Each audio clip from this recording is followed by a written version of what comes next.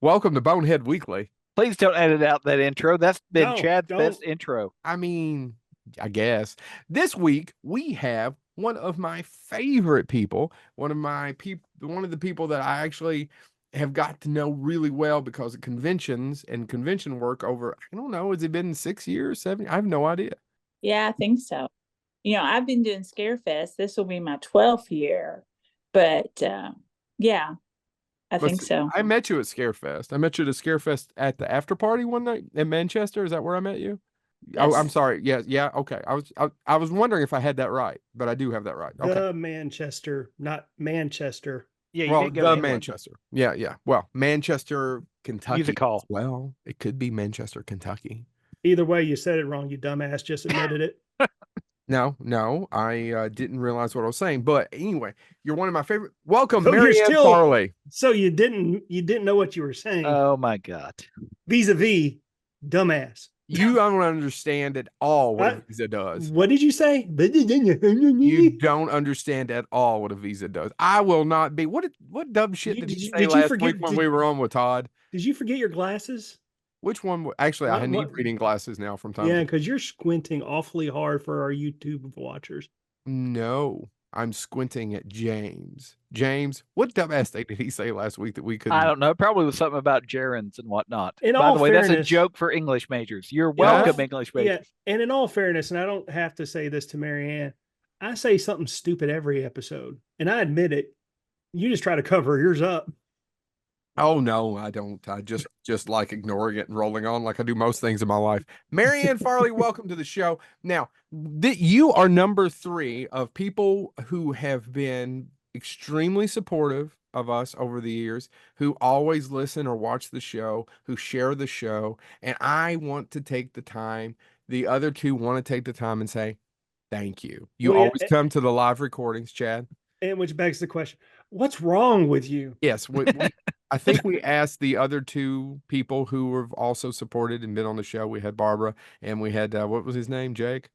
Jake. Yeah, I'm messing with Jake. Anyway, we had both of them on there. So I'm just curious, what's wrong with you? I don't know. I guess I'm a glutton for punishment or something. I don't know. I'm just a regular glutton. Just a regular old glutton. All right. So you were number 3. And with this series of having, I know people don't want to be called super fans or fans, but with these people who have been supportive of the show that we're having on, we have let you all 3 pick the topic. Marianne, what is your topic? Well, when we were first talking about this, I told you the topic I wanted to do, and I'll say it here in a minute. But you said for sure that you thought I would want to do something with Star Trek because I'm a huge Trekkie. So I'm inviting myself back. Hold on, did you just throw up a gang sign? we don't do that on here. Is that a shocker? What is it? Am I doing it correctly? Oh my God. All right, keep going. Just don't ask me to do it with this hand, because I can't. Well, Shatner and some of I don't. It was one of not a regular on the show. He couldn't hold his hand up and do that. He had to hold his hand down and fix it, and then hold it up. So which one? Hold on. Let's get a geek off here, Chad. James, which other one? Who was it? Do you know more Star Trek than Marianne? I know for a long time DeForest Kelly had an issue doing it too. Because he couldn't, because they even have the throwaway line in an episode that's more painful than the but yeah, DeForest Kelly also had issues doing it. Interesting. Yeah, I kind of assumed you'd do Star Trek. Go ahead, Jay. I was just going to say it took years of me putting Scotch tape on my fingers just to do this, and yes, I was that dedicated. yeah, see, I can do it with both hands. So Back in the day when I played baseball, I used to be able to pitch a baseball and put it in between. What is so crunked up with his right hand? Did you? I noticed. I noticed oh it. my God! I've never noticed before. YouTube. What? Look it at bends. this. It bends weird. What? Oh, this. Do that? Yeah. I can do all sorts of things. Like I like to that. live in a world where this is die young in a cardboard box, You can do alternative symbols. You gotta get the pinky and the pointer finger though to touch without, without the I others in can't the make way. that happen. They can't. Yeah, well, it's because I have flexibility in my fingers. Which is why his wife still loves him. And why I open a lot of pickle jars. his OnlyFans just keeps getting more and more. It doesn't matter. So you did not pick Star Trek because and I do have to apologize. We've been a couple months trying to get this done, and you did get bumped by a celebrity. I'm sorry, Todd, but the other two would admit I would have bumped all three of us for Todd. Yeah, and I will say before you say anything, Marianne, when he said Star Trek, I was kind of shocked because I thought he was going to say that you picked the topic that we are going to discuss. So go ahead. Yes. See, I feel like my topic is just perfect coming after Todd because he talked like an hour about his mini castle and how it Wee is castle, like his wee penis. how it's haunted. I'm a paranormal investigator, and I am a tour guide at the old hospital on College Hill, which is located in Williamson, West Virginia. And I'm a member of the Get Haunted team, which is my paranormal team, network, different things like that. And so, I mean, I didn't even know Todd was going to be talking about that, but I want to talk about some instances of paranormal activity investigation in movies and how they really are in real life. And I know you guys. Now I have invited Joe for several years now that you all ought to do a Halloween episode in my old hospital. I could probably swing that. It's about 3 hours from Lexington. Now hold on. You have invited for me to come look. Now I don't remember. I may have misunderstood. I don't remember you inviting all three boneheads to come do a live episode because I think all three boneheads would love to do that. I may be we have not been told this, so yeah, no. Oh, well, that's the reason I'm correcting it, Chad, because it was more of, oh, come by, because Marianne and I. Oh, so, do you want to tell the story of how you go ahead, it's your show? About what? What a great intro, Joe. You want to tell a story about, that thing? The thing is Marianne and I've always had a joke back and forth, and she's always been wonderful to me. And she's actually, and I want to give you a little shout out. You're one of the best handlers in the business. And what I mean by that is when they normally, not only does she usually get to pick what A-list, not D, but A-list celebrity she wants to be the handler for. And that's what I mean by handler.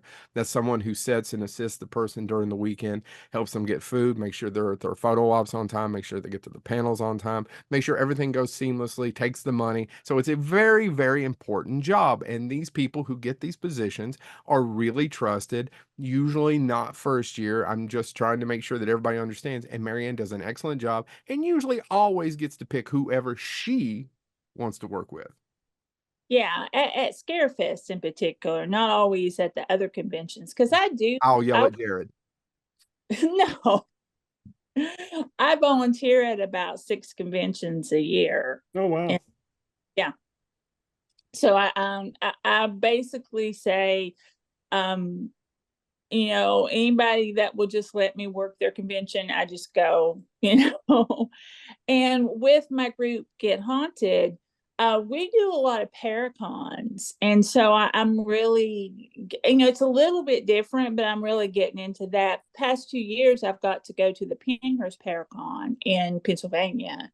And that place is just completely haunted. So I told all that story to follow up with what you just said because the other two think I'm screwing them out of something. I don't remember you inviting all of us because the argument it's always been between, and this is Marianne and I, between things, because we've been friendly over these years, and whether it be having drinks after Scarefest or Comic-Con with Adrian and everybody else or whomever, it's always been, I get a lot of grief about this at Scarefest because I don't believe in ghosts. now, I would never guarantee, if I did get Andrew up to the hospital, that something would happen because you can't. Paranormal's like, we'll just do whatever we want to. But the hospital is very active, and I have a lot of experiences there and stuff.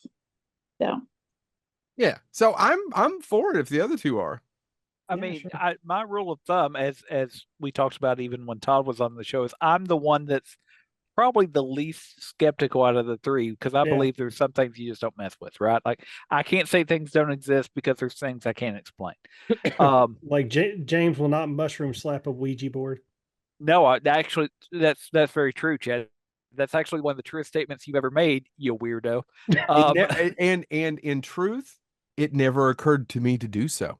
I was about to say I'm very worried about Chad on several levels, but no, so I am fascinated because one of the things that I did in my younger days was I say younger days, it wasn't that long ago, Drugs. but no, I can't afford those. But what I could afford to do was go to Bobby Mackey's Music World, oh which yeah. has one of the if you're listening to the show and you're not familiar with it, Google it. The history of that place with the blood pit, it was a slaughterhouse. It was, and then Bobby Mackey decided to open up his music hall on top of it. But and this may have changed now, but I know it was one of the first places that had a lawsuit against them where they were found responsible for the harm that was caused by the ghost that haunts it. And there's a sign that says, this place may be haunted and at your own risk and all that stuff, but they're not responsible now. I thought But they tore it down. Yeah, it's this summer they're tearing it down. That's what I was getting ready this summer. I don't think it's tore down right this second because I've been there twice, and every time I've been there, it looks like it's about to fall down. Yeah. It's hard to tear it down. I was about to say it's probably been, I don't know, it's probably been about 14 years since I went, to be honest, now that I stopped to think about it. If I'm But it looking at the didn't right, look like it was in pristine shape 14 years ago. if I'm looking at the right website, there's surely to God it can no longer be haunted if it's moving from Wilder to Florence. Oh well, I'm sure he's moving the business. You've been by it, Chad. I You've been have. by it with me, yeah. Yeah. Okay, I don't remember remember. when we remember when we used to do some weekend stuff in Newport? Yeah. Yeah, we drove right by it. Okay. So, but I'll show it to you someday. Okay. I've never been in it, but I've been in the parking lot, but I've never been in it. Okay. My general feeling about haunted places is I'm all for it. I just don't mess with stuff that I don't, like it's as long not to pull a haunted mansion, as long as it doesn't follow me home. Right. So go ahead. Sure, that stuff doesn't follow you home. I've seen people, do sprays and ritual type things. And I wear a lot of stones that are kind of protective stones and stuff like that. So I got stoned. I'm sure you did. A lot of that though, and that's always I've had stones. The lottery.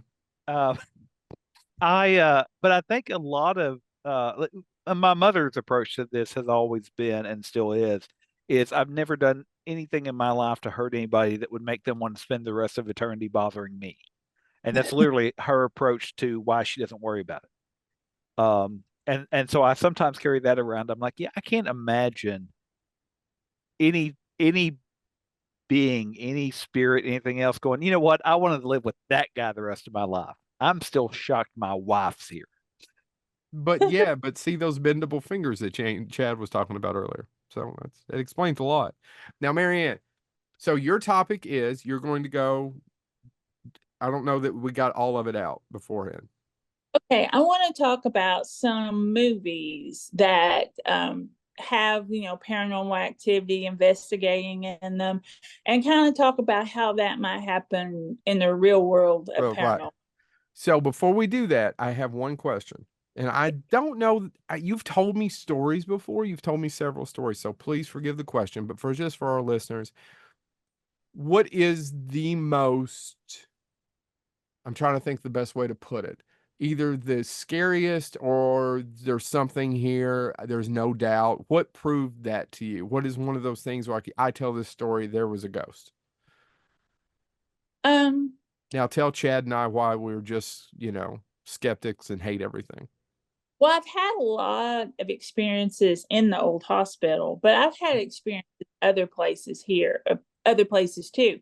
Now I'm in my house up to Belfry, which right now, which is about 10, 15 minutes from Williamson, the old hospital, and I've heard footsteps in here. Mhm. And I've heard things out of the corner of my eye and Mhm. stuff. So, but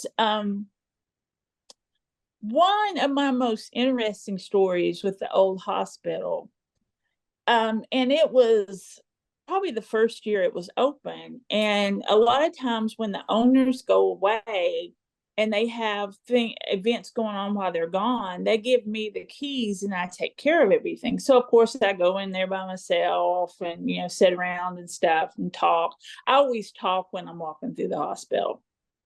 But I was in there one night with a friend and we were taking stuff up to the second floor to put in the storage room. And so I stuck my car keys in my back pocket. And I had the keys to the hospital. There were 3 keys, one that locked the main door to the hospital, stuck down in my back pocket. Made 2 or 3 trips up to the second floor when we went up the stairs. As we were going up the stairs, the first time I looked down and I saw this silver key, and I hadn't seen it before. It'd already been upstairs. Mhm.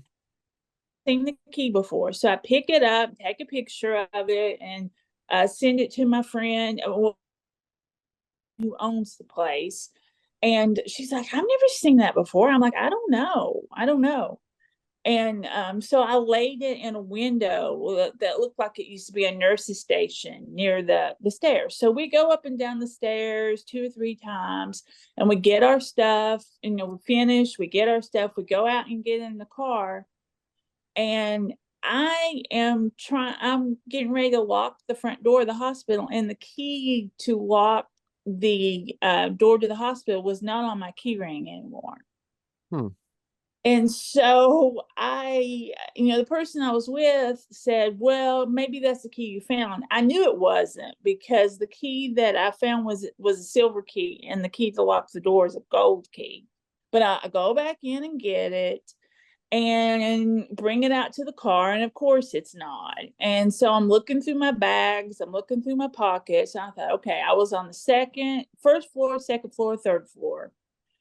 So I'm going to have to take a flashlight and go back in and look for this key, because I have to lock the door, because I have to get back in there, because there's a way of getting out without actually locking that door, but I had to get back in there. So I'm going down the hall with a flashlight, panning, and I started up the stairs, and there is the key to the door, about where I found that other key and stuff. So, I grab it and run out, and then I realized that, well, maybe I can't prove that was paranormal. It could have just fell off, but the little ring that it was on looked pulled and Yeah. stuff. Yeah. And so the rest of the week, I still apologize for taking someone's key and stuff. And I think they were trying to, and we found all kinds of keys in the old hospital. They just appear and stuff. But that's one thing that a personal story that I really thought, okay, yeah, this is something. What type of hospital was it? Was it a general hospital? My General history nerd just hospital. kicked in. It was no, I know it was okay, but I mean, Yes, was for it some reason when everybody walks around, they suddenly stop and do I smell a fart? It was the I think second. went where you wanted it to go, but No, I didn't. go ahead, Mary. It was the second Williamson Memorial Hospital in Williamson, West Virginia. It opened in 1920, and beside it, there was a nurses' college, which we can't get into that building right now because the roof is out of it. Oh. But it was the second of 3 buildings that were the Williamson Memorial Hospital, and they were just general hospitals, for a little bit of everything. Yeah. well, given that age though, I would imagine it saw a lot. Because I was just thinking I about. thought he was honest to God, I thought he was going to say something about asbestos. No. But he didn't. Well, I mean, his credit. probably yes, Chad. But but I just thinking about the age, because one of the most fascinating and almost disturbing things that I've done is tour one of the old operating rooms where they would train doctors that opened in the I think 1840. And it was just a terrifying, because they'd be like, oh, here's where they would just amputate limbs, and where they would and there was no anesthesia, and I was like, I can't imagine the amount of suffering that place saw. So that's one of the reasons I wanted to ask. Well, the operating rooms in this hospital were originally on the 4th floor, and they had viewing windows where your family, the nurses, and everything could watch you being operated on. Ugh. And then as far as amputating limbs, down in the basement, we have an incinerator room. And, there's no records of it or anything like that. But we have been told that beside the incinerator room was they would use it kind of as an amputation room. And, railroad, coal mining, farming accidents, they would amputate limbs and put them and burn them in the incinerator.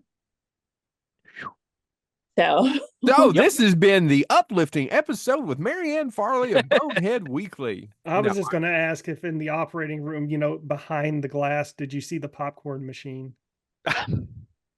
No. Damn it.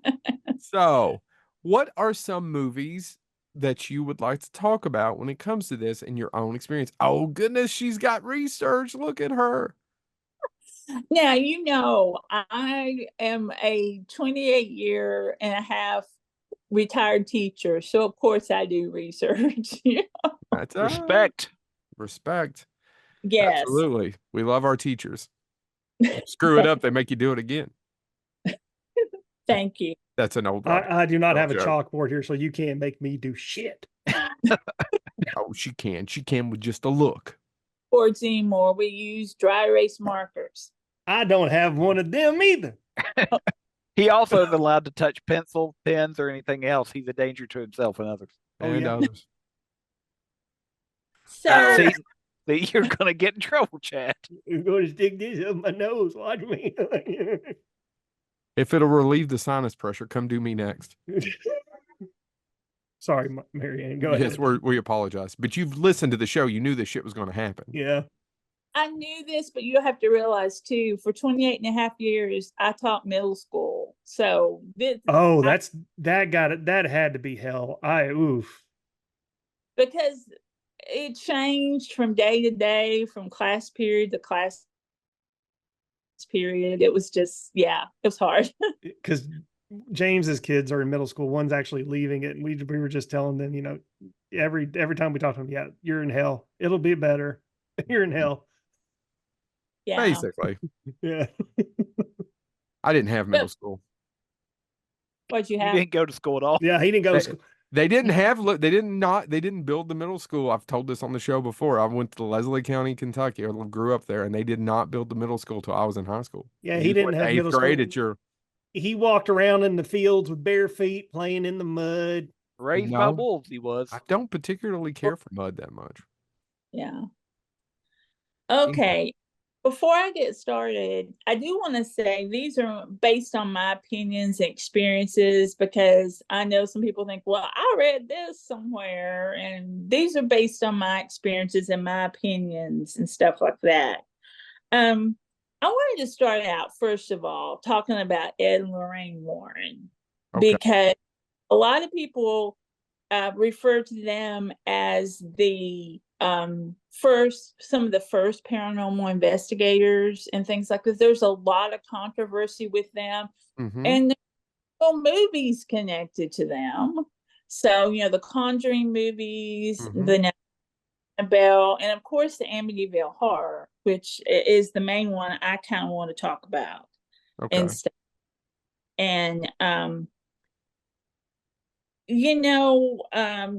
The movie was the first movie was released in 1979, and it was based on a book about the there's all kinds of controversy that it was all fake and it was all made up and all the different things. But I do have an opinion on that, and I do want to talk about that. The movie, of course, was remade in 2005, Mhm. and the one in 2005, which I didn't realize there were that many. It said it was the 9th in the Amityville series, and I really didn't realize there were that many. But I guess it just goes to show, if they're making money on it, they're going to make another one. Well, the Yeah. thing is that I think Amityville is one of those where they can. There's a lot of ripoffs. Oh yeah. But they might not necessarily, right.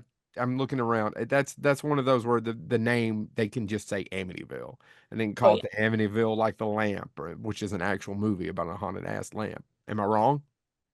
Oh, it's part Yeah, 3, yeah. right? It was a made for TV movie. Made for part 3, TV. part So that's 4. how obscure these get, Marianne. If you don't know some of this, this is where the boneheads will. Yes, there's a shit ton of most of them suck. Actually, I'm gonna I go. like the lamp one. I'm gonna go out and say the one with Ryan Reynolds, the remake, is better than the original. I actually think that, but I've only ever seen it one time in the theater, and I've never seen it again. And I have opinions about the Warrens, especially the male Warren. Right? Yeah. I actually just listened to a 4-part podcast that went into in depth about the Warrens, so it's kind of interesting you're bringing them up. I Yeah, just finished it. They're full of the scheisse. Yeah, there's a lot of controversy about them. And, even the Amityville, the book, the movie, when they investigated the house, there's a picture that was taken. Everyone wants to say it was a little boy. Well, there's also people that say it was one of their investigators, and all that different stuff. But the big thing about Amityville is because before the Lutz family moved in, and they only stayed for 28 days, a couple of years before they moved in, there was a family murdered by the oldest son in the house. So that's why people are like, well, that happened, and all that different stuff. And there was some weird things with that. He said The DeFays. Yeah. I think that's it's close. It's defay. Yeah, that's what Amityville Part 2 with Paulie from the Rocky series is about. Okay. But he shot his parents and 4 of his siblings in 1974. He said voices told him to do it. And then, this house is not out in the middle of nowhere. And 6 people being shot with a gun. None of the neighbors heard the gunshots. So that's always brought up as something weird, but I don't know if it's connected or anything like that. But one reason why Amityville, the true story, is always, say, oh, that didn't really happen, they made that up, is because the house is still there, and other people have, I think a couple of different families have lived in it since then, and nothing has ever happened to them. They've no activity. It was just recently for sale and sold, I think, last year again. Yeah. No, I can't imagine owning that house and being aggravated all the time by people wanting to take pictures. Yeah, it would be a problem, I'm sure. And that's a lot of haunted locations are like that. People they think that, I know the Conjuring houses have problems with that, and a lot of different things like that. But they I listened to a podcast a few years ago, and I could not find it, and it was. Can't believe you cheated on us, but keep going. No. It was my friend Jerry Polly, Hillbilly Horror Stories, and he was quit shaking your head. I'm shaking my head because he's way more popular than we are. You've told me about. I've tried to introduce you guys forever, and I never can get you together with him. But anyway, he interviewed someone who knew George Lutz, because George and Kathy Lutz both have passed away. They're not with us. So I don't know where they're haunting, but anyway. But he interviewed someone who knew George Lutz and did business with him and stuff like that. And he basically felt that maybe George and Kathy brought something into the house. And so I wanted, to kind of talk about that, because, and I am going to talk about Bobby Mackey's too, as far as that. Ouija boards and just different things can open up. We believe they can open up portals and open up things, and can, where there was no paranormal, can bring things in and stuff like that. So I think that may have happened in Amityville, that something was brought in like that and stuff, if there was any real activity. Or hear me out. Okay. They're just crazy with some other things going on. That's possible too. Well, But before you get started on the other one, I do want to do a little bit of a rebuttal. Chad, can you just give us a quick version of about the Warrens and some of the Amityville stuff? Oh, well, I mean, some of the stuff that I read and that I listened to on the podcast. Again, this is one side of the story, Marianne. That's the reason. Yeah, I'm not arguing. It's more of just a quick rebuttal, yeah. because It's just I know people who won't do anything because of what was the dude's name? The Warrens. The oh, Warrens. Ed Warren. Ed Ed Warren. Warren. There's some sex stuff, right? yes. yeah. Okay. Yeah. Basically, like, the Warrens came in and approached the Lutzes and said, like, look, let's make up this story. We have an author. He can write the book. We'll give you this amount of percentage if you go along with us. They signed a contract. The Lutzes got very little. I think it was like in the tens of thousands, but the Warrens maintained the actual rights to the story. So they actually profited from the movie, the book sales, everything else. So the Warrens got millions, while the Lutzes basically got pennies on the dollar. And it essentially ruined their lives. But that, I mean, they got on ghost circuits and talked about the story and collaborated with the Warrens were saying. So yeah, that was the other argument. That's the other side of the story. I've heard that. Yeah. I said there's a lot of controversy with about it goes either way. Yeah. But now my friend who is always at Scarefest, Steve Gonzalez, who's from the TV show Ghost Hunters, in his book that came out last year, he talks about when he was younger investigating with them and stuff like that. And so I'm not quite sure that everything they did was made up, and things like that. But there's a lot of controversy with that and stuff like that. Now, they have a lot of objects, and that can get into objects being haunted. In the Warrens Occult Museum in Connecticut, and some members of my team Get Haunted got to visit there last year, and watching them live there, you could just feel something. It was a really wild place, but they are doing. Because it's not as open as it used to be, right? Since the son-in-law took over. Yeah, you can't. I don't think it's open to the public. Some members of my team got in because they know the people that are in charge now. Marianne is connected. The Warrens that are in charge now, whoever it is, are taking some of the haunted objects this summer. And I think they've already done some events, but they're taking out where people can see them. And I heard that he was taking Annabelle on tour, which is the craziest, dumbest thing I've ever heard, if it actually is cursed. Well, this is a way to find out. Yeah, no. So yeah, if hundreds of people die because they came and tried to mess with Annabelle, then Chad and I will go, there may be something there. There may be something to this. And also hang the man. What, hang Annabelle?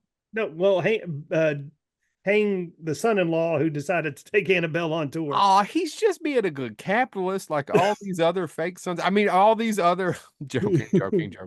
Kind And of, I will never go near a Raggedy Ann doll ever again in my life. but Well, it's not the reason you think, Marianne. Go, James. Well, no, I was just going to say, but to your point, there's so many creepy objects, and this goes again to my point of there's just some things I don't mess with, right? I don't have to understand it to know. Because what's the other one that's on display? I think it's in Florida, Robert, Robert the doll. Robert the and, doll. and it's literally Yeah. don't take pictures of it, and there's people that come back and apologize. You have to ask him permission to take a picture. What is Robert the and- doll? Oh, So- Robert the doll is legitimately terrifying if you Google him. Well, I was going to say, and so Joe, there's a I'll be podcast back. called Lore, which I enjoy.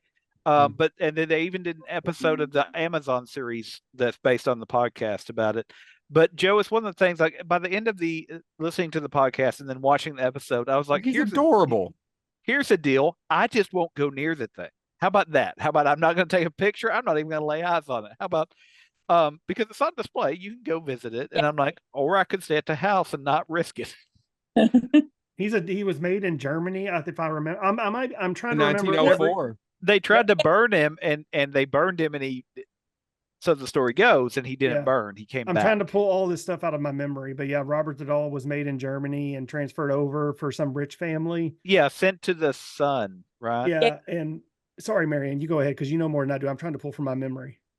He was given to their son, and it just started being really weird. The son changed, started going by another name, and things would happen. The son would say it was the doll. I mean, he kept the doll with him until he was, I guess till he passed. Yeah, that's right. Yeah.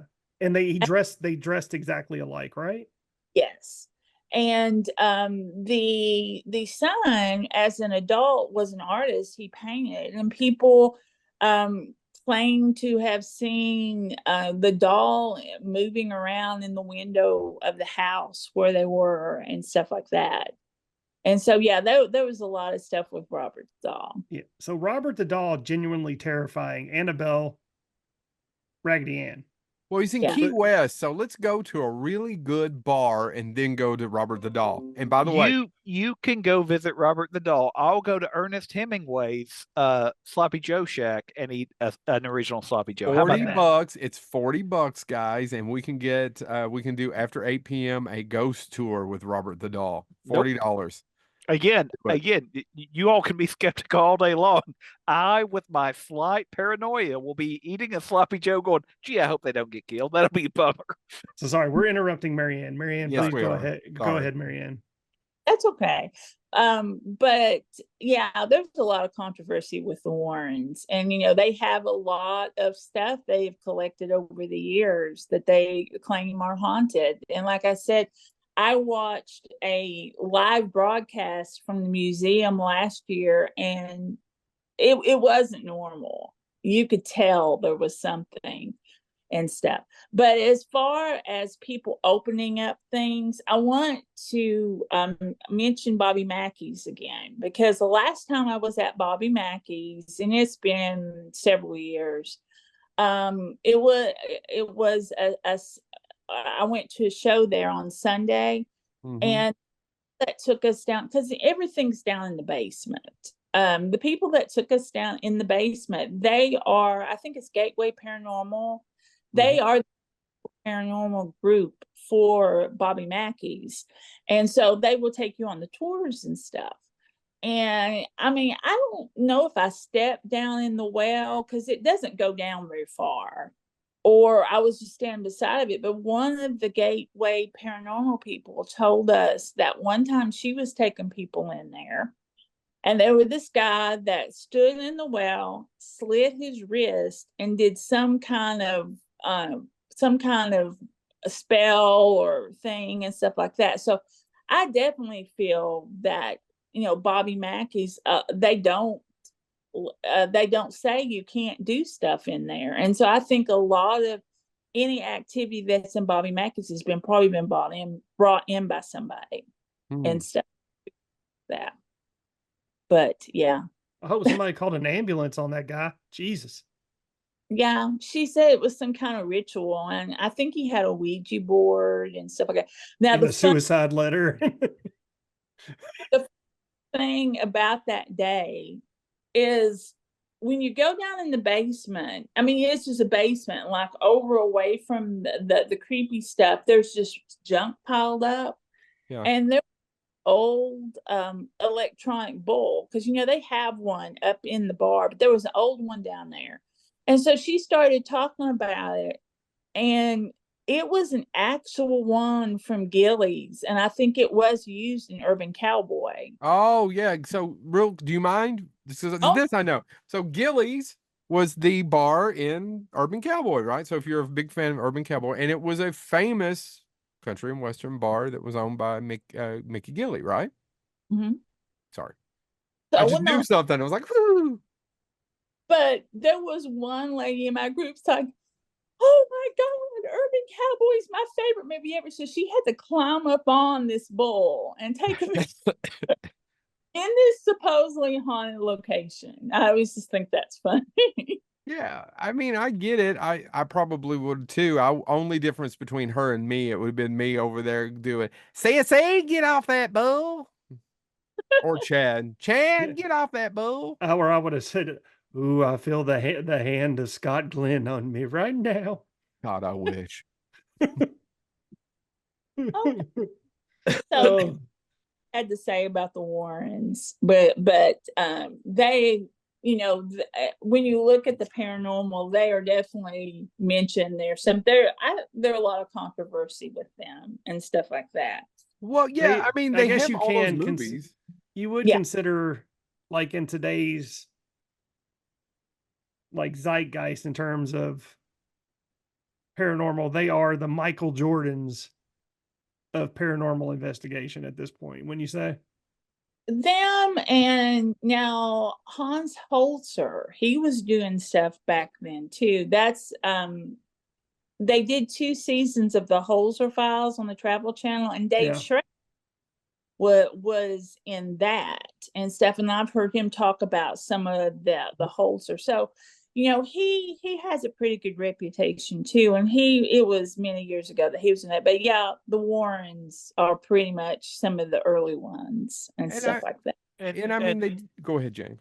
Well, I was going to say John Zaffis, who I believe was at some of the early Scarefest. That's their nephew, correct? Am I making that up?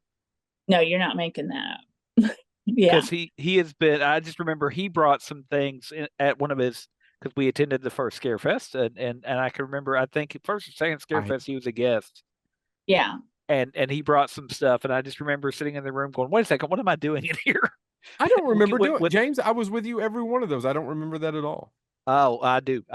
I'll tell you when it was. It was Miracle and I went to that session. You and Chad probably went to something else, and me and and I literally looked over at Miracle. I'm like, why are we in here? Because I was like, I don't want to pick anything up. I don't want to. So anyway, sorry, side note. But I just remembered John Zaffis. So yeah. Yeah, he did a show for a while, a season or two, right after that, I think, Haunted Objects, where he kind of specializes in that, I guess, and stuff. So, but yeah. So I'm gonna go on to the next one. Okay. So when I was coming up with this topic, I definitely thought about The Others. Okay. That's the one that made me think of this, is The Others. Of course, it was released in 2001. And of course, Nicole Kidman was in it and stuff like that.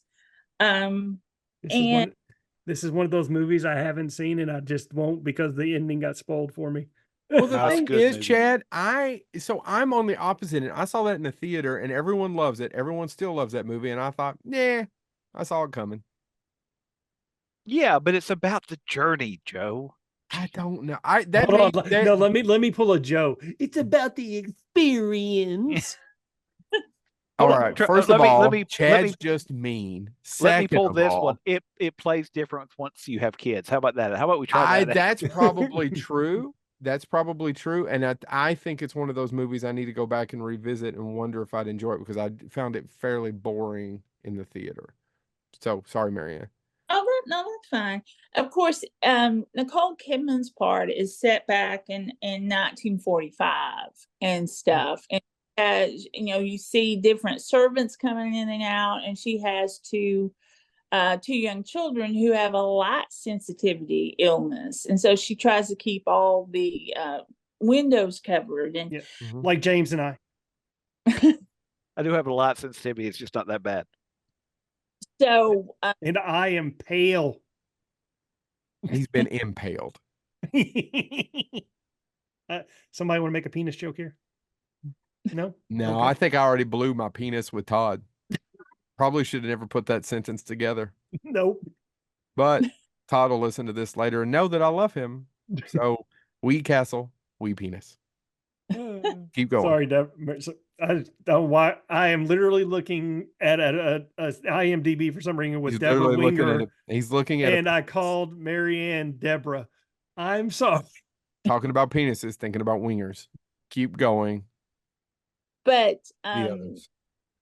the others, and you know, things start happening and things are being moved and the curtains are being taken down, and then by the end she kind of realizes that they're not alive anymore. And spoiler alert, well, they've only had 23 years to watch this movie. But I'm trying to grab pictures and do more stuff as we go. Keep going. Okay. But what carrying it on over into paranormal investigation, there's theories out there that when we see something we think is maybe ghostly or paranormal, that it may be some kind of time slip, or be some kind of parallel dimension or something like that. We'll get into the multiverse and all that different stuff. I've had an experience in the old hospital. I was down in the basement about 3:30 in the morning with like 4 other people. And we were standing waiting at the end of the hallway, just talking outside the x-ray rooms. And down at the other end of the hallway, and you would turn that corner and go to the elevator and stairs. And we do have like a 94-year-old elevator that still works most of the time and stuff like that. And we had a little shadow figure peeking around the corner, and you could see its little hands, and it would just peek around the corner. And we watched it for about 10 or 15 minutes and stuff like that. And I always wonder if, you know, to them, do we look like the ghosts or something like that? You know, that. So there's theories like that out there, and there's really no proof either way at this point. But that's something that people do throw around. That, you know, just because I walk around with a sheet with 2 holes in it, go woo, doesn't mean a thing. Don't not worry about. But you know, actually, you bring that up. Also, I have a more important question before James goes on with his bigger question. Don't you sleep? You. I've actually slept in the hospital. I can't sleep in a normal functioning hospital, let alone one that has a history. I almost said a haint. I almost went old school Eastern Kentucky. It is haunted. I was up to about 3:30 or 4 a.m. that morning, so the ghost could have just came in the room and stood and watched me, and I didn't really care. So I at one point, thank God they did Dan Aykroyd you. Well, I mean, actually, anyway, that'd be positive, but keep going. But you know, I briefly owned a very old house, and one of the things that somebody said was, "Well, do you worry that it's haunted?" I'm like, "Listen, if they'll help protect the house, I'm all for it. I mean, just work on the house a little bit. I won't charge rent. You got to contribute somehow, though, if you're staying." But ADT apparition detections. Apparition. We need to write that movie, Chad. But talking about the time thing, I think that's something that even in one of his latter books, and of course he wasn't talking about it from a paranormal angle, But even Stephen Hawking wrote a thing about, and I'm going to get it wrong because it's Stephen Hawking and he's brilliant, and I'm just trying to remember what I read, but about how there's evidence that these he did not call them micro black holes, but these they exist. Scientifically, they have to exist. And he said they would distort time, they would do all this, they would do all that. And he said, and the fact that they can appear anywhere, right? They can appear and disappear whenever, and we just don't understand them. And so as you were talking about that, I was like, maybe there is some argument to be made that what Stephen Hawking is talking about would also connect to this as well. This idea that, again, and it's why I feel the way that I feel, there's too much that I can't explain for me to dismiss anything completely. So anyway, sorry. Yeah, so I mean that comes up in paranormal, and you wonder about that. So people are so afraid of like shadow figures. The one that I saw was way more scared of me than I was of it, and things like that. And so it just makes you wonder about stuff. So how do you not get scared and run out of the room? I'm curious because if I think I saw a shadow figure, I would love. I would run. Yeah, I would love. And you would hurt yourself trying to run. It wouldn't be the shadow figure that would get you, Chad. You would somehow hurt yourself. I would love You both know my ring experience. Yes, I would love to see something. No one on, well, I shouldn't say no one, but I mean Houdini, Penn Jillette, all these people are great magicians who they all have searched and looked and never found anything that was true. Not to cut you off, but I mean the famous story is Harry Houdini. Yeah. He tried to disprove a lot of the spiritualists. Well, I mean, and also a group of magicians still hold that every year. They still hold the seance every year to try to prove that, to try to reach him, to prove that it exists. Yeah. So yeah, it's. Sorry, so Joe, I would love to. No, I'd love to see something. That'd be great. I just don't. I've just never seen or saw or seesaw. And I'm asking you as a intelligent, educated person, if you see a shadow figure, why do you feel comfortable staying in the room? Well, for one thing, to get away from it, I would have had to run towards it because that was the only way out from where I was. But I had other people with me, and I didn't feel shadow figures don't care. So that's one thing, and I've just been in the and if it were a place I weren't familiar with, I would be a little bit more maybe iffy. But I know the hospital so well, and they know me. My name has shown up on EVPs and recordings and things like that when I wasn't even in the building. Is that a good idea to have ghosts know your name? Well, as far as a paranormal investigator, we want to communicate with ghosts, and we never call me by my. Sorry, that's really just for James. And we want to communicate. And I honestly feel when they know you or are more comfortable with you, you get patient and stuff. So, but I guess that actually leads into this as well. There is something to how you feel about what's looking at you, right? Or whatever that figure is. Because I think the closest I've ever had to what I would consider an experience was just a feeling of, I don't need to be going this way, right? Whatever that is, I need to turn around. I need to not be here at this second. And I didn't see anything I could purely see, but I saw just enough for me to go, all right, I'm going to turn around and go back. And you need to what and go back? Turn around. Bright eyes. Every now and then I fall apart. So I guess that would be my question when you're doing these investigations, and you kind of talked about this a little bit, but how much of it is what's the feeling like in the room at the time, right? In movies, there's that feeling of, it all of a sudden got cold, right? That's one of the things that they often use as the temperature drops. So what's that actually look like?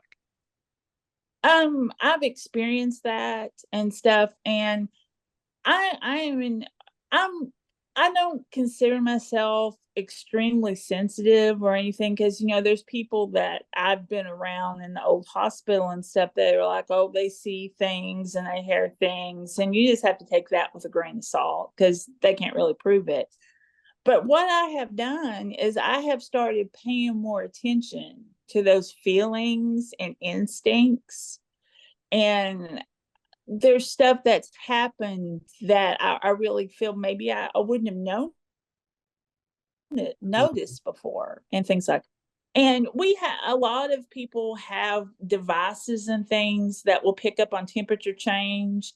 But I've experienced that breezes where there shouldn't be a breeze and stuff like that. Just out of curiosity, have you ever experienced anything malicious? Just out of curiosity. Just me. Which is every day. Yeah. No, I don't have time every day. No, not really. And Okay. that would probably scare me.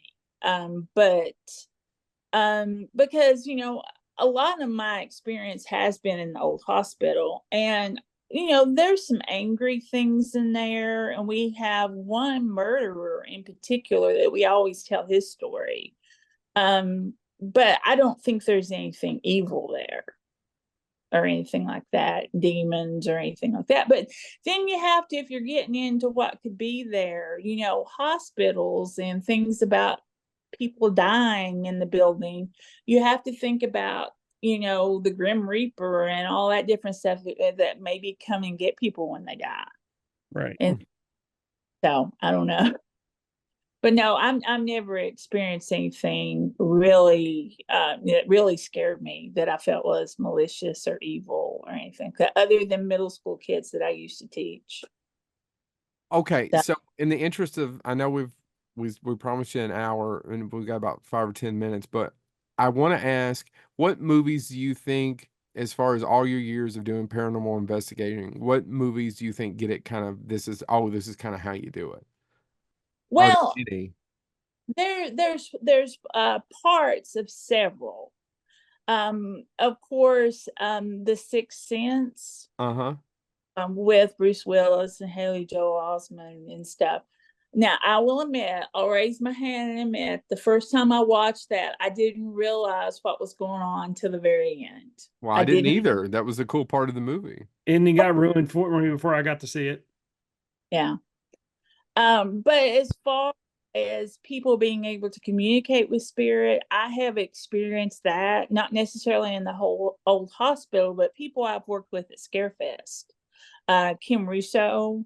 Mm-hmm. I mean, I've experienced, she's told me stuff about me that I'm like, how did you know? And then another good friend of mine that I've worked with at Scarefest, Dee Wallace, she name dropper. Yeah. Well, I'm sorry. No, I'm not. You and Dee are close. You text and call. Yes, and have dinner if you're within. She takes you to dinner if you all are within. I know you're not going to say this. You're being too. What's the word? Why did I just completely forget my vocabulary, James? She's being too modest. Too modest, yeah. Polite, she's modest. being too modest, polite. Hey, but she still has one of my most personal autographs I've ever received. But Chad, I don't know if you knew this, but if Dee, I did not know. Yeah, if Dee was within an hour, she's taking Marianne out. Yeah. It's a really cool thing, that this friendship that you've all developed over, and quite frankly, I'm not going to talk about, but you all both have a mutual tragedy that's happened to you too, right? That has brought you even closer together. Yeah, definitely. So, but she doesn't consider herself a medium, but she can communicate with her spirit guides and stuff like that. And when she does that, she usually uses a pendulum, which I use my pendulum a lot. And this is one that I made when I'm paranormal investigating, because you can ask yes/no questions and it will swing a certain way and stuff. But Dee uses a pendulum a lot and stuff.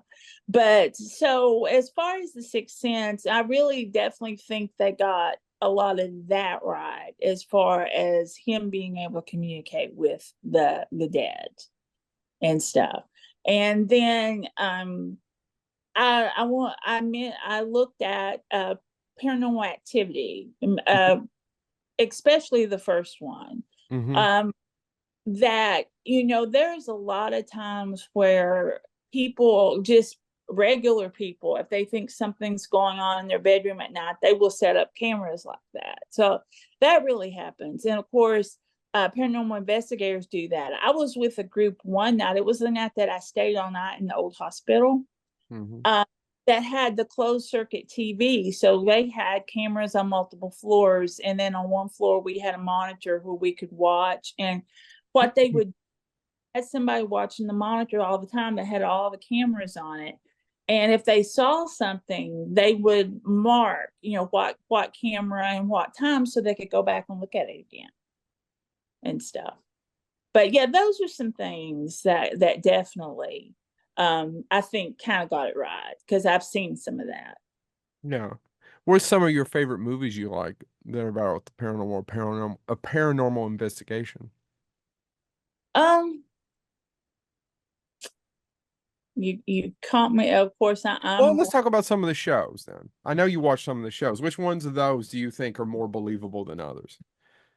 Definitely anything that the ghost hunters are doing. I have investigated with Steve and Dave. They're always at Scarefest. I think that even if they didn't book them for Scarefest, they would just show up and stuff. I really believe that they're on the up and up, because there's been a lot of shows they've done where they found nothing and stuff. Not like every show has something on it and stuff like that. As far as the old hospital, we have had a couple of shows there. We have had previously they were Destination Fear on the Travel Channel, and now they're on YouTube as Project Fear. They've been there twice and stuff, so that's very interesting. And then Nick Groff, who I also worked with at Scarefest, Name dropper. came there, and yeah, and he said, "You're the reason why I'm here," because I told him about it and stuff. Yeah. And it was so neat with him. He used to be on Ghost Adventures, and he's kind of doing some his own things. His wife, of course, her name just slipped. That's okay. Tessa is her name. We're going to call her Molly Hatchet. She is a psychic and stuff, and so they do a lot of things together and things like that. But I experienced Nick getting touched in the basement of the old hospital. I was standing behind him, and he swung around, and then after the person he was interviewing quit talking, he said, "I got touched on the shoulder," and all that stuff. So I experienced that. So, well, have you been touched? That sounded sorry. Have you been touched by a ghost? Yeah, there you go. It's like woof. Yeah, I actually, the middle school that I used to teach in, I got touched there and stuff. I know. Stop, Chad. Stop. She's not helping. I didn't even make the joke on purpose, and we've went down this. I wasn't even intending to go down this road, but now that we have, Marianne, I think that you're going to end up on the news there with the middle schoolers and the touching. I was in the room by myself during my planning period, and there's always been rumors that there was a little girl that showed up. And I mean, yeah. Even a couple years ago, the evening janitors have told me they've seen her. They've seen her in the windows upstairs and things like that. Well, and I was just sitting at one of the tables in my room because I'm the art teacher, so I had tables. And I just started talking to her. I said, if you're here, you can come here anytime you want. And that's fine. And something on my right arm laid its hand. It felt like it laid its hand like that. It wasn't cold. I couldn't really feel any temperature change, but I think it was her. Just the pressure. Yeah. That is interesting, and it's cool that you have a warm heart and that you feel like this is because this is something I've talked to. Patty Starr used to own Scarefest and is a ghost hunter as well, and Patty and I've talked a little bit about this, and I know some people one way or the other, but I always give her credit for giving me my start for the convention stuff or one of the people that was very influential in that. And I always appreciate her, and she's always nice to me. Well, for the most part, nice to me. But she talked about a lot of, a lot of it is not nefarious. She never really walked into a demon or some sort of spirit that's trying to kill everybody. Problem is that James, Chad, and I would like to. We want to watch movies about that. Mhm. A sweet ghost that just kind of come over and touches your hand is not the best, does not build drama. Yeah. Um, I've been touched in the old hospital, and one thing that it By a feels ghost. by a ghost, one thing Sorry. that Chad keeps pulling his hat down for his if ears. if you were sitting still and you're not moving or anything, it feels like you're walking in spider webs. That's what Yeah. it feels like. Oh. That no, thank you. I would say I think Spiders. that's almost worse for me. I Yeah, can't. yeah, no. I actually want to do it now. But so one of the things that I want to ask, because I think it's as a teacher, I teach, you teach, it's one of those things, and the only thing I compare it to is it's hard to define what good teaching is, but you know what bad teaching is, right? When you see it, you know it. And one of the things that I think about that's true for paranormal investigation too, because one of the only times that I can remember watching a show, and it was none of the ones that you've talked about. It was one of the ones that was trying to impersonate what you're talking about, and they didn't even take it as seriously themselves, and that shows. And I just remember getting upset. They were doing an investigation somewhere, and the site they were doing it was really cool. They had somehow got the permission to do a really cool place, but the gentleman, I won't say the name of the show or anything. It's nobody that I don't think anybody would remember it if I did, but you can literally see him say, "Oh, I feel the temperature dropping," and he had the temperature gauge under his arm. You stole this from me, but yes, And this is one of the things I no, complain. no, yeah, it was something we both watched. But yeah, and he pulls it out and he goes, "Oh, the temperature is dropping." I'm like, "Yes, it's dropping. You had it under your arm. It's going to." So when you see something like that that gives fuel to the people that are skeptics that we can point to and say, "I know exactly what he did." I think that's one of the things that's really a challenge, right? And so I just wanted to say that when you see somebody that's doing it seriously and taking it and doing it correctly, it makes all these things where you see people doing it incorrectly even more complicated. Oh yeah. And I mean, there's so many even shows that are on TV now that do a lot of provoking, trying to be hateful with spirit or, trying to get something started or saying, use my energy and come in my They body. they yell at them a lot. Yeah. And that's nothing I've never done. And I really haven't been around many people that have done that because you got to remember if they're spirit of dead humans, you need to treat them with respect. Yeah, because I Yep. mean, if I'm alive and people are yelling at me, I'm going in the opposite direction. I Um, just love the fact that of all this is 330, 20 some episodes, and it's the first time the sentence has ever been uttered. If they're spirits of dead humans, you've got to treat them with respect. well, But And no touching in middle school. I think Well, actually, Joe, we've had to tell you that several times on several episodes. We just edit those parts out. well, About in the all touching? fairness, think about horror movies. All the fucking people do is yell. That's why the people are mad. That's why the ghosts are mad because you're Well, yeah, yelling I- at them. That Victor Crowley just wanted them to be silent. He wouldn't have chopped them up. I don't. Anyway, but yeah, I find this all very interesting. I really do admire people because I think, and I'm forgetting the name of the show. Bonehead Weekly. No, not this show. I can't forget the name of this show, no matter how hard I try.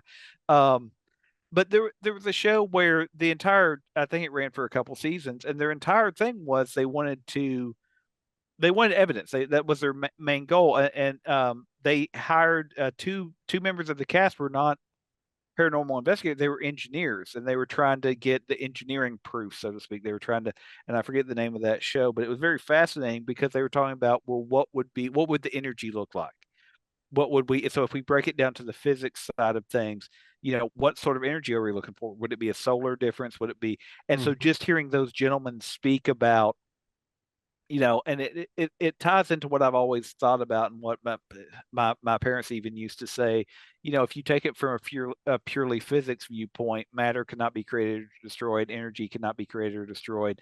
And if we're more than just physical matter, what happens next? There has to be something. And so I found that part of it very fascinating to consider, not here. Let me do this for Joe. Joe, it's like Yoda said, more than this crude matter, right? Oh, I get it. The only thing is, Neil deGrasse Tyson actually summed this up for me once, and I would love to believe in a lot of this stuff. I would love to see a tap dancing demon or some sort of hobgoblin coming through doing the Charleston. That would make my day. I'd take pictures, get ripped up because I'd be like, "Holy cow, did you see that?" I'd love to see it. However, I always fall back on talking about how this works. You consume calories and then you don't. Yeah. That as far as the energy, James, back to what you were saying. So yeah, I understand a little bit of it, but no, but you it's do but and you don't.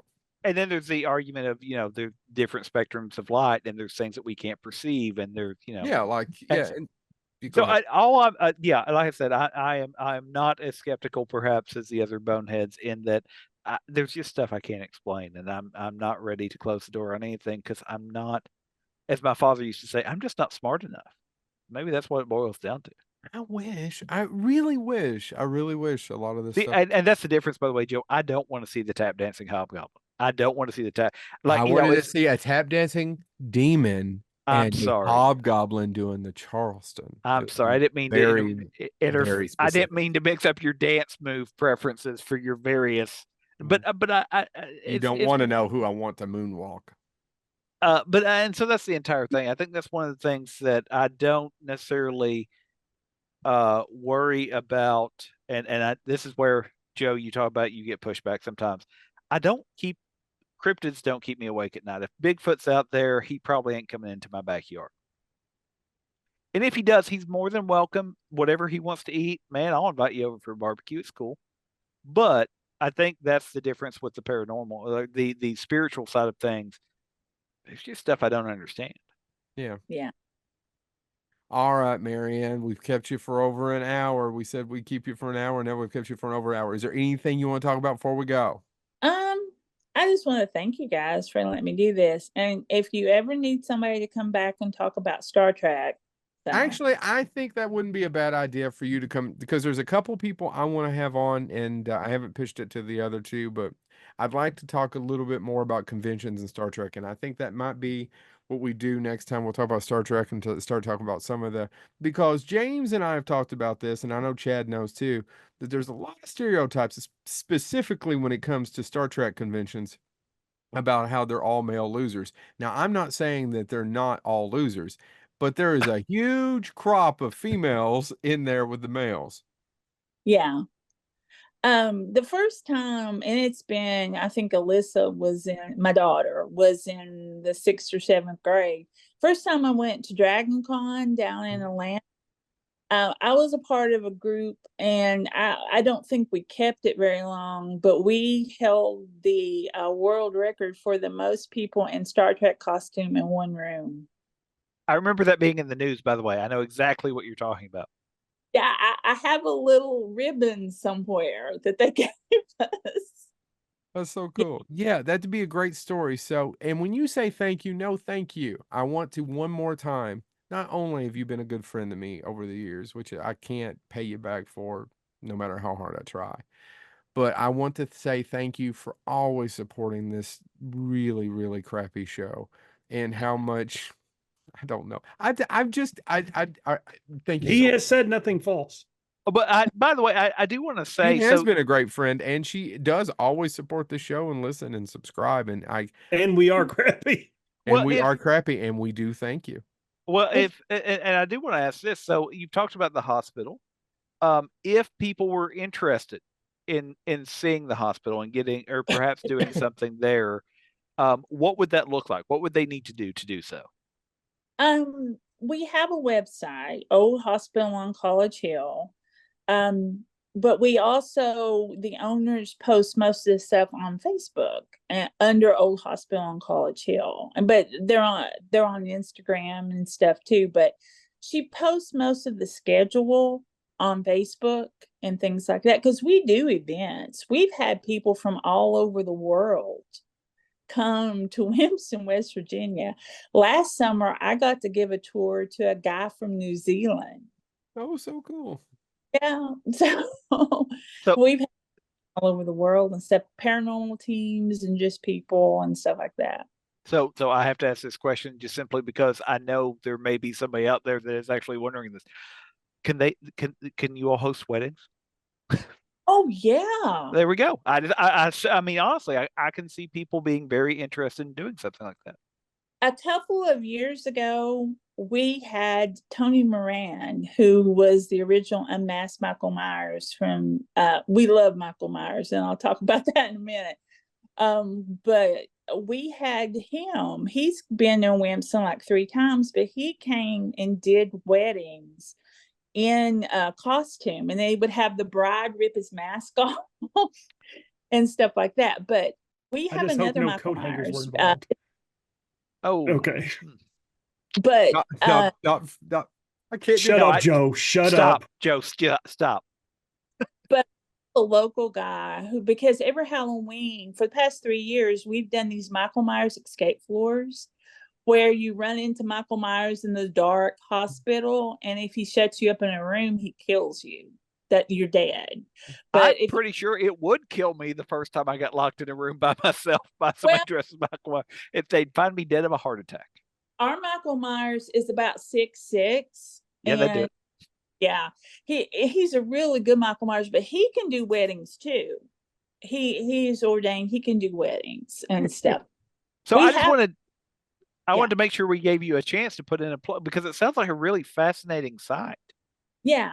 I always say I'm the luckiest person in the world. When my friend bought the place, I was like, please, please, please, please let me help. Let me help. You know, I mean, just I investigate the history of a lot of stuff for my work, and it sounds like it's a fascinating historical site too. Oh, and on he researches every McDonald's on the west side of the east side of the state. I'm gonna find that Hamburglar. But there's 2 houses that they own that they rent out to for people to investigate, or just people that are in town, because we have a lot of trail riders in Wilmington, because we have the Hatfield McCoy trails running up through West Virginia. And down at the bottom of the hill across from the biggest house, there is an abandoned Jewish synagogue and stuff. And so there's just all kinds of things there. All right. So, once again, I want to make a. Go ahead. But I was told that someone said I don't talk. Well, I proved that. It's Marianne, not true. This is seriously, Marianne, this is seriously the longest conversation I've ever had with you, and it's been a delight. But think about it. The only times I've been with you guys is like in Lex Live, and stuff like that. I have never said that you don't talk, but this is the longest conversation I've ever had with you. So it's definitely been a delight. Yeah. You are okay. I will take responsibility for that. And you can be sometimes quiet over in the corner witnessing. Now, I have seen you go on, but you can be sitting over in the corner sometimes, being very demure. Okay. What'd you say? You learn a lot that way. You do. Yeah, I know. Stop telling shit behind my back that you're hearing me talk about when I'm drunk. Which is why I'm usually very introverted, by the way. So exactly. Whatever. He talks all the time too. I do now. You didn't used to. It's been a pleasure. Would love to have you back on to talk about Star Trek. And I am not joking. If you are not joking, we will do a show from the hospital. Yeah. We will make it happen. And if I pee my pants, you're compensating me. No, Well- we're going to get a close up and hopefully it'll get us 6 more ratings. PP Boy went viral. Okay. Sound good? Yes. All right. Thank you, Marianne, so much. We appreciate it. We're going to As stop.